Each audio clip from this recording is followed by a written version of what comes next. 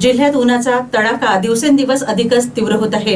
हवामान विभागाने पुढील 5 दिवस उष्णतेची लाट आणखी तीव्र होण्याचा इशारा दिलाय।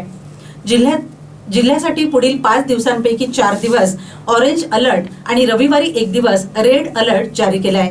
त्यामुळे नागरिकांनी सतर्क राहण्याचा इशारा हवामान विभागाने दिला आहे। शुक्रवारी जिल्ह्याचा कमाल पारा 45 अंश सेल्सिअस वर पोहोचला होता। असह्य उकाड्यामुळे यवतमाळकर प्रचंड हैराण झाले आहेत। गंभीर बाब म्हणजे केवळ दिवसच नव्हे तर रात्रीचे तापमानही चिंताजनक पातळीवर पोहोचले आहे। जिल्ह्यात उन्हाळ्यात रात्रीचे सरासरी तापमान 20 ते 27 अंश सेल्सिअस दरम्यान असते। मात्र यंदा रात्रीचा पारा कमालीचा वाढलाय।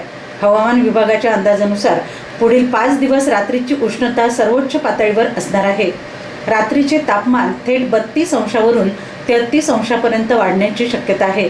त्यामुळे घरात कूलर, पंखे किंवा एसी सुरू असतानाही नागरिकांना रात्रीच्या असह्य उकाड्याचा सामना करावा लागणार आहे।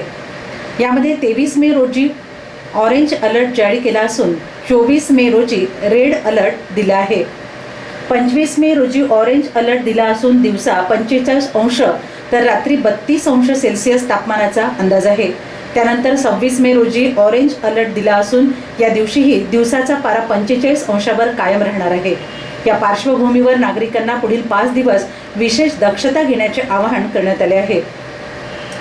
दुपारच्या वेळी विनाकारण घराबाहेर पडणे टाळावे, उष्माघातापासून वाचण्यासाठी पुरेसे पाणी प्यावे आणि सुती कपड्यांचा वापर करावा, असे प्रशासनातर्फे स्पष्ट करण्यात आले आहे।